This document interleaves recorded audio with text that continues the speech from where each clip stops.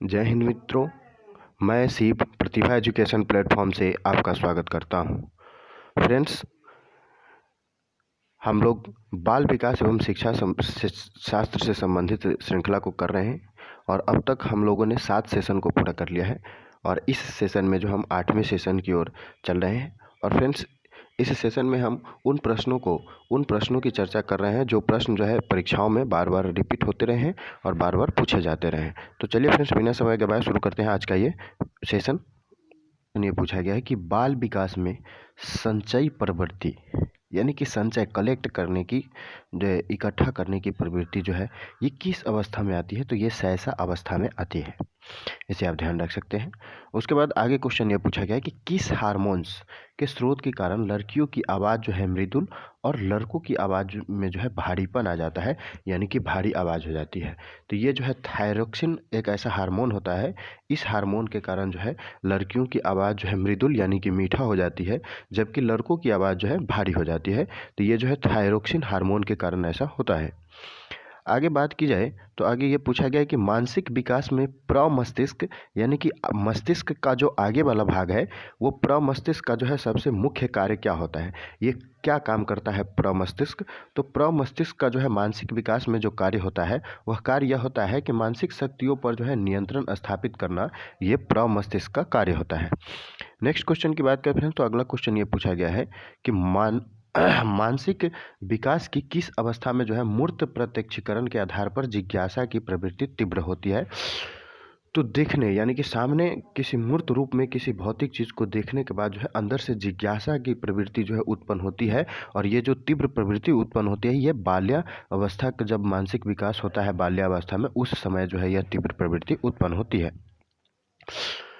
उसके बाद बात करें फ्रेंड्स तो अगला क्वेश्चन ये कहा गया है कि सलाह की आयु ये किस अवस्था को कहा जाता है? तो बाल्य अवस्था को जो है सलाह की आयु कहा जाता है। बाल्य अवस्था को फ्रेंड्स सलाह की आयु कहा जाता है। कौन सी अवस्था तक मानसिक संप्रत्यय उच्चतम रूपों में विकसित हो जाता है? तो किशोरा अवस्था की बात करें तो किशोरा अवस्था में जो है मानसिक संप्रत्यय उच्चतम रूपों में विकसित हो जाता है। अगले क्वेश्चन की बात करें फ्रेंड्स तो अगला क्वेश्चन ये पूछा गया है कि ओडिपस और इलेक्ट्रा कॉम्प्लेक्स की बात किस मनोवैज्ञानिक ने की? तो ओडिपस और इलेक्ट्रा कॉम्प्लेक्स की बात जो है फ्रेंड्स ये सिगमंड फ्रायड ने की। किसने की?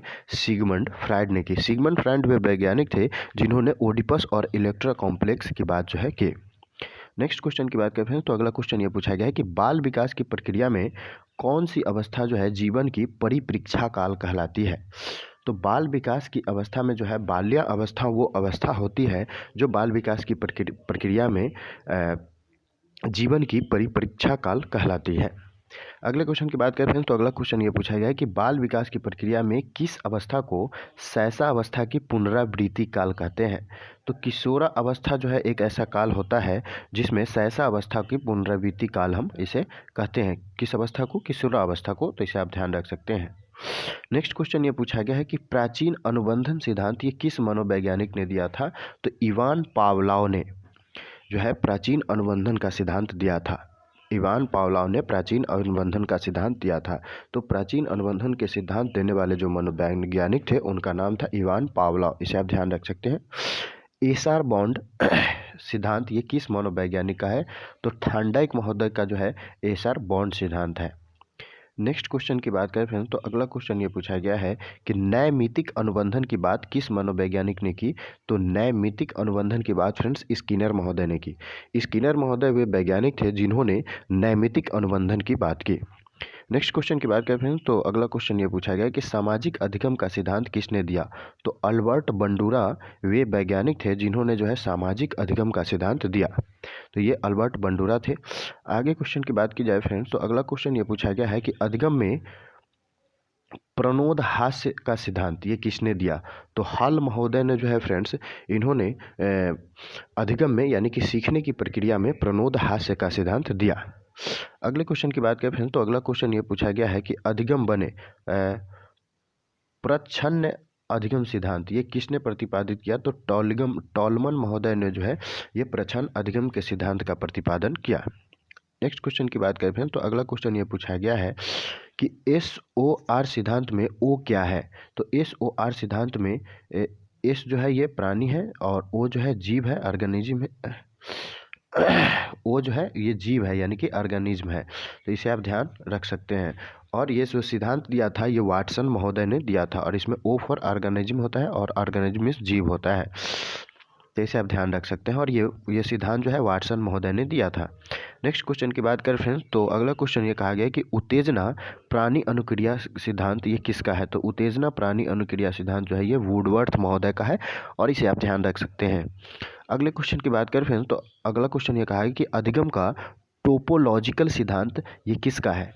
तो अधिगम का सीखने की टोपोलॉजिकल सिद्धांत की बात करें फ्रेंड्स, तो अधिगम के टोपोलॉजिकल सिद्धांत जो है ये कुर्ट लेविन ने दिया है। किसने दिया है?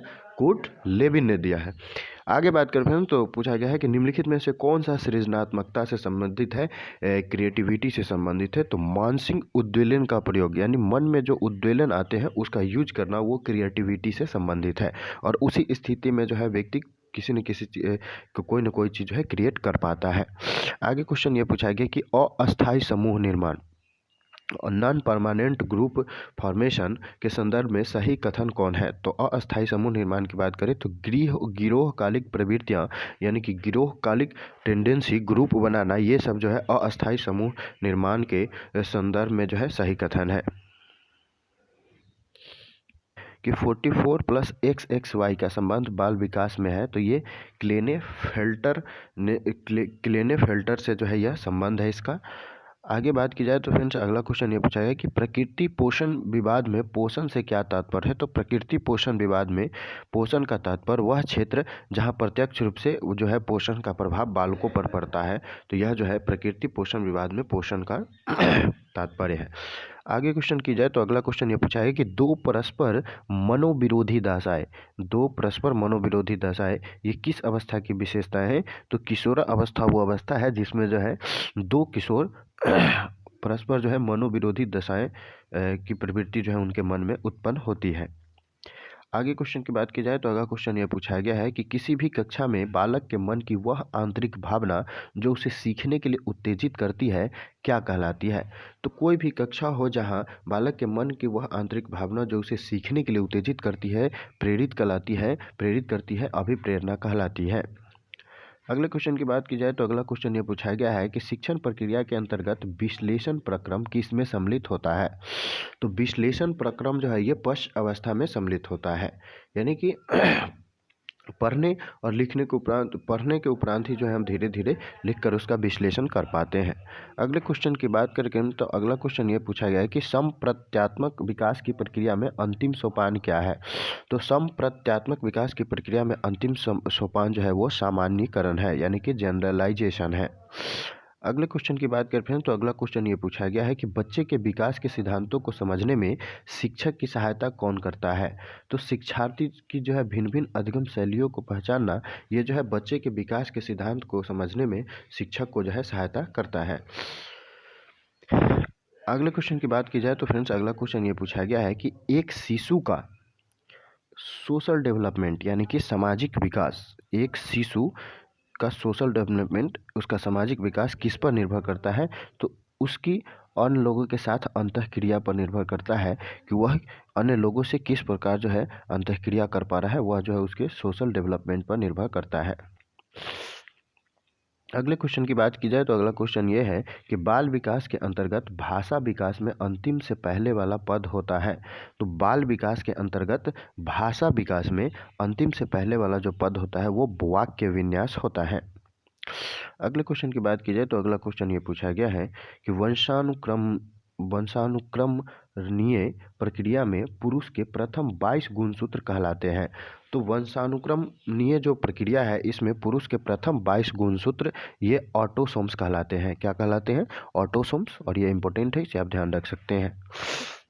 आगे ये क्वेश्चन पूछा गया है कि निम्नलिखित में से कौन सा जो है एग्जाम्पल है जो अधिगम को प्रदर्शित करता है। चलना, भागना, फेंकना, बोलना, ये सब जो है अधिगम को प्रदर्शित करता है, यानी चल के, भाग के, फेंक के, बोल के, इन सारी प्रक्रियाओं द्वारा जो है अधिगम किया जा सकता है, यानी कि सीखा जा सकता है किसी भी चीज़ को या प्रक्रिया को। आगे बात की जाए तो अगला क्वेश्चन ये पूछा गया कि अधिगम प्रक्रिया में अंतर्दृष्टि सिद्धांत की क्या देन है? तो अधिगम स्थानांतरण यह जो है अधिगम प्रक्रिया में अंतर्दृष्टि सिद्धांत की देन है। आगे क्वेश्चन बात की जाए फ्रेंड्स, तो आगे क्वेश्चन ये पूछा गया है कि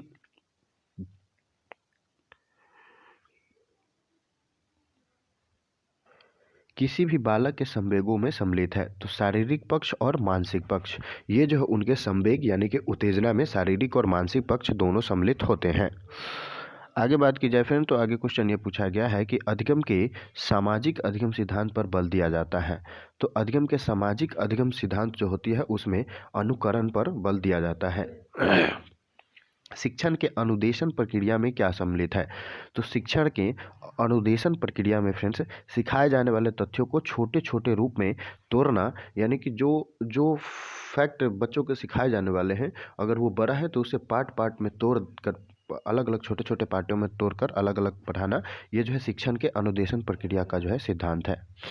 आगे क्वेश्चन ये कहा गया है कि शैक्षणिक प्रक्रिया में एक बालक अधिक सीखता है यदि उसे क्या कहा जाए? तो वह यदि उसे जो है क्रियान्वितकारी पद्धतियों से जो है पढ़ाया जाए तो इस प्रक्रिया में जो है इस शैक्षणिक प्रक्रिया में बालक अधिक सीखता है यदि उसे क्रियान्वितकारी पद्धतियों के द्वारा जो है पढ़ाया जाए। आगे क्वेश्चन ये पूछा गया है कि सीखने में अचानक समस्या का समाधान, सीखने में अचानक समस्या समाधान का अनुभव, तो ये क्या कहलाता है? तो ये आह अनुभव कहलाता है, आह अनुभव कहलाता है। आगे क्वेश्चन की जाए, अगला क्वेश्चन ये है कि अधिगम समय तथा मात्रा का परस्पर संबंध बतलाता है। तो अधिगम और समय और मात्रा का जो है परस्पर संबंध ये बतलाता है अधिगम और वक्र रेखा, अधिगम वक्र रेखा जो है ये बताता है। और इस ग्राफ के माध्यम से जो है समय और मात्रा के अनुसार हम अधिगम की उत्पादकता को समझ सकते हैं। आगे बात की जाए तो फ्रेंड्स अगला क्वेश्चन ये पूछा गया है कि अधिगम में किसी भी बाधा के कारण क्या उत्पन्न होती है? तो अधिगम में किसी भी बाधा के कारण अधिगम पठार उत्पन्न होती है और इससे जो है अधिगम में देर लगती है यानी कि लेट होती है, तो इसे आप ध्यान रख सकते हैं। तो फ्रेंड्स इस सेशन में इतना ही, मिलते हैं अगले सेशन में, धन्यवाद।